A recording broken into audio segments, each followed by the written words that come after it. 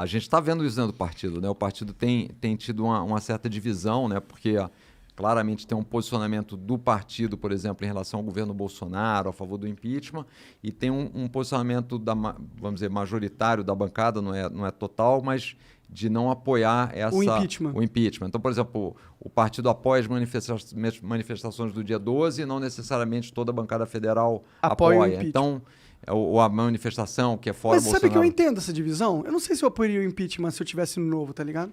Eu realmente não sei. Olha, eu não tenho dúvida, porque o cara fez muitos crimes. Não dá pra deixar de lado. Qual que é o maior crime que ele cometeu, assim? Que dá pra, tipo, se a gente quiser passar pra tiazinha que tá vendendo coxinha. Olha, o maior é o seguinte, ele é responsável, o Estado é responsável pela segurança e a vida das pessoas. Ele lá em Manaus, na questão da vacina, foi totalmente desleixado em relação a isso, com manifestações públicas, sem máscara, aglomerações. Então esse aí já é o primeiro que eu concordo. Que deveria. Na minha opinião, isso que ele fez é ultra grave. Ultra grave, entendeu? Eu acho que quando o cara é o presidente, ele tem que entender que ele é agora a referência da sociedade do que é certo. É isso. Exato. E nisso ele com certeza errou. Mas não sei se isso, para pessoas normais e comuns, vai ser considerado crime para ser levado a impeachment, entendeu? Mas vamos lá, só para as pessoas, para a gente quantificar isso. Claro. Vamos lá. Estados Unidos morreu gente à beça 600 na mil, Covid. Né? E inclusive morreu muita gente se você pegar aquela relação pela população. Mortos por 1 milhão de habitantes.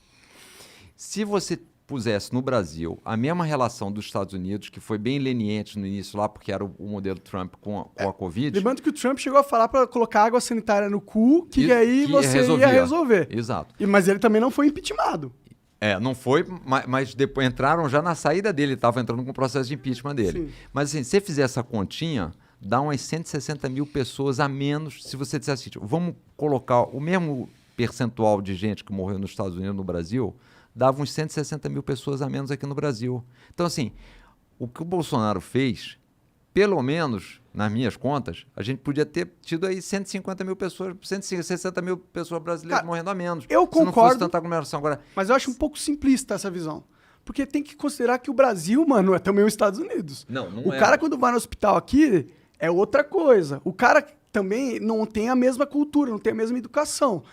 Por isso que eu falo. Não, mas por isso é que eu peguei os Estados Unidos. Porque se pegasse qualquer outro, você podia pegar outro país. Eu não vou pegar a Austrália, mas se pegasse um outro também, pegar os países aqui, o Chile, morreu muito menos gente, entendeu? Mas o que eu falo é o seguinte, o Bolsonaro, ele fez um mal muito grande na Covid. Porque desde o primeiro momento, o que ele falou? Isso não é um problema, isso é uma gripezinha. Vai pra rua. Fez um discurso o Osmar Terra falou que morreu 6 mil pessoas. 6 mil pessoas. Os estados e municípios, ele foi contra os estados e municípios. Os governadores e os estados, eles estão absurdos, estão fechando. Se não tivesse fechado, tivesse aberto tudo, tinha sido um caos. Tinha sido um caos, entendeu? Então, assim... Não que não tenha sido, né? Mas não que não tenha sido, mas tinha sido pior. Entendeu? Então, assim, pra mim, essas coisas são inaceitáveis. É que tudo isso é uma suposição muito foda de saber como seria o cenário se isso tivesse acontecido, se não sei o quê. O Bolsonaro, por mais que ele seja o cara poderoso, é o presidente, ele também não é o cara que muda tudo porque ele fala uma parada assim. Eu não sei. Eu acho que vai ser muito difícil convencer o brasileiro médio que tem que fazer impeachment porque o Bolsonaro é um retardado e fala merda pra caralho. Hoje, as pesquisas que tem, a última que teve, dá mais ou menos uns 52, 53 a favor do impeachment. Então, assim, tem um pouco mais de gente mais...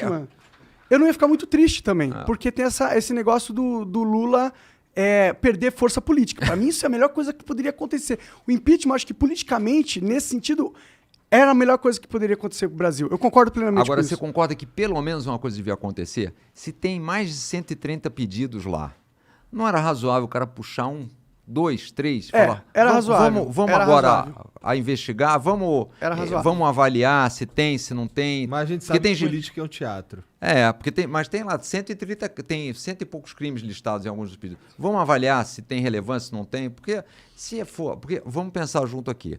Se o cara fez 100 crimes de responsabilidade e não foi pro impeachment, se ele de fato, por hipótese, na minha hipótese, foi responsável por ter morrido mais de 150 mil brasileiros que não deveriam ter morrido, se esse cara não é aberto um processo de impeachment em relação a ele, que joga fora o impeachment. Quando é que um outro presidente, o que vai ser necessário para que, em relação a um outro presidente, seja aberto o processo de impeachment? Mais, que mensagem que a gente manda para o resto do mundo também? Esse é outro problema. Aí o que acontece? Aí o cara olha para o Brasil e fala, inflação, presidente maluco, afrontando o Congresso, taxa de juros, TSTF brigando com o Estado, município, assim, não vou pôr dinheiro aí, não vou investir aí.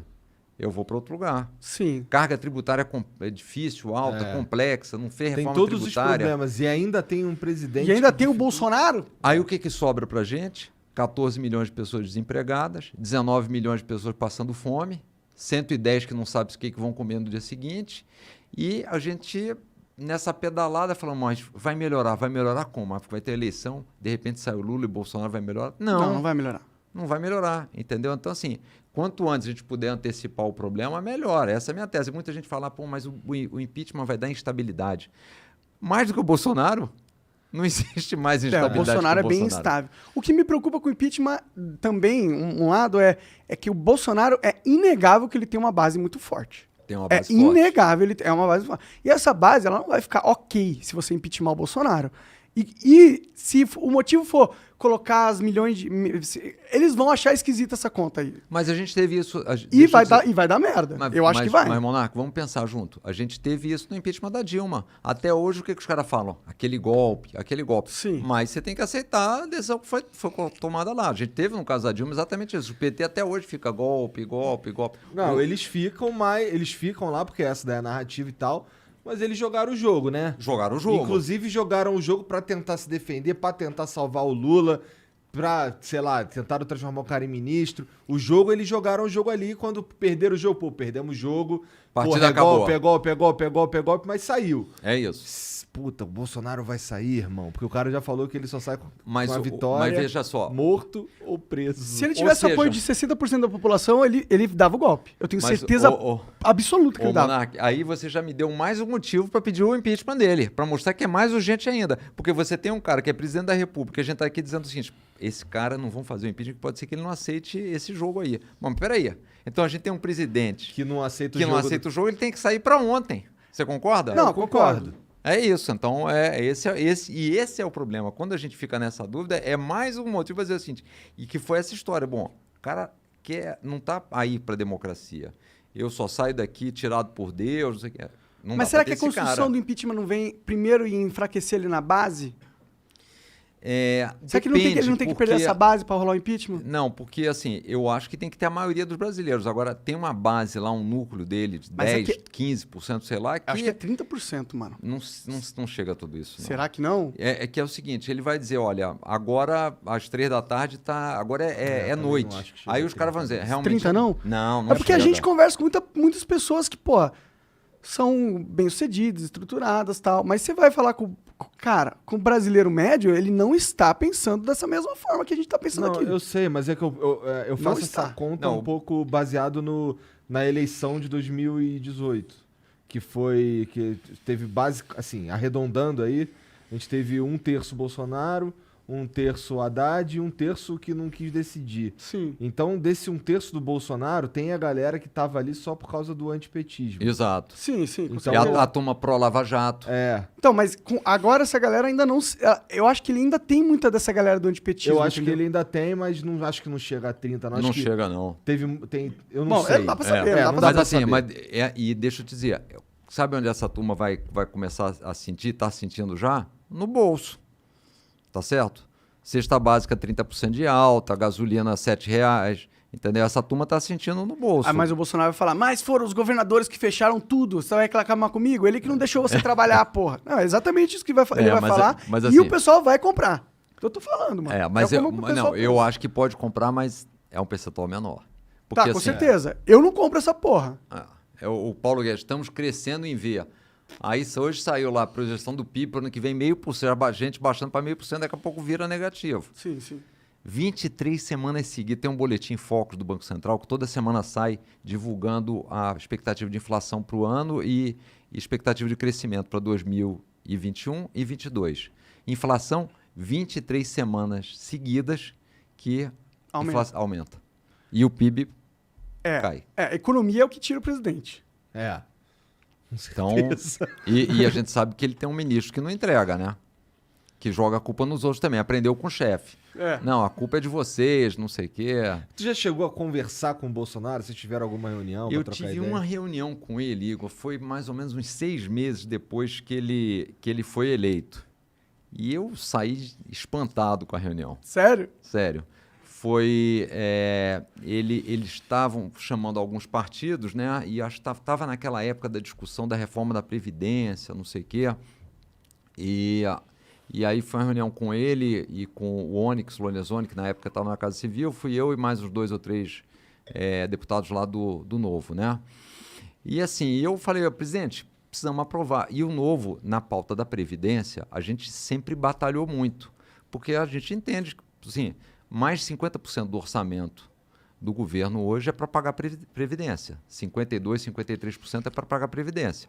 A gente gasta 7%, 8% com educação, 7%, 8% com saúde e 52% com Previdência. E 12% com funcionalismo público. Não seria um problema gastar 50% com Previdência se a gente tivesse usado o dinheiro do contribuinte para fazer... a reserva para... Entendeu? Mas aquilo entrou no saco sem fundo. Então, hoje você está tirando... Foi aquela pirâmide, né? O dinheiro da Previdência foi a pirâmide. E é burro, porque o dinheiro não está investindo. Ele poderia estar rendendo mais enquanto a galera espera para receber, que essa é a lógica da Previdência, inclusive. Exato. Por isso, de novo, que o bom é que fosse uma Previdência privada. Porque você não dá dinheiro para o governo, porque você não sabe para onde vai, e não dá força para esses caras que estão lá no poder fazendo tudo o contrário do que a gente quer. Aí é foda, né? Aí é foda. Mas faz obrigatório para quê? Para ter poder no Estado. E aí, nessa época, eu falei, bom, queria falar de Previdência, que ele tinha que puxar isso nos lives dele, o que a gente podia fazer para ajudar. E ele queria falar de outra coisa, do horário de verão que ele tinha mudado, dos fiscais do IBAMA, que ele queria acabar com aquela turma. E assim... negócio totalmente descoordenado, sem objetivo, prioridades sem mesmo. prioridade, sem objetivo. Conversa... Saí espantado. Aí eu falei, isso aqui vai ser um problema. Já teve um vislumbre 6 meses, né? Meu segundo com ele foi aí em março, depois que ele foi na televisão, acho que foi 22 ou 23 de março, e fez aquele discurso. Isso é só uma gripezinha, não vai dar em nada, atleta não pega, não sei o quê. Nesse dia, eu já fiz um tweet, falei, olha, o presidente, ou ele muda esse discurso, ou tem que renunciar. Porque a gente sempre no Brasil, com o negócio da Covid, a gente estava sempre vendo o que estava vindo, o que estava acontecendo. Então, você olhava para trás e falava, bom, aconteceu isso lá, vai acontecer aqui. Quando ele falou isso, eu falei, ó, tem que renunciar, não dá. Esse cara vai ser a gente vai ter que se cuidar, porque isso aí vai ser uma tragédia. Foi em março do ano passado. Depois, quando ele tirou lá o Moro e começou a aparelhar, em abril, eu falei, não tem jeito, tem que ir para o impeachment. Quando o Moro saiu, foi quando eu falei que acabou, eu até tuitei, acabou o governo Bolsonaro. Porque ele abriu mão do que moralizava o governo dele, de certa forma. Eu falei, bom, aí tem que ir para o impeachment, e aí, assim, óbvio que desde lá de trás, eu comecei também a ter muito ataque também, porque a turma dele a gente sabe que é raivosa, ferrenha, né? É ferrenha e tudo, então, mas não tem jeito, eu não vou deixar de falar o que eu acho certo, porque, né?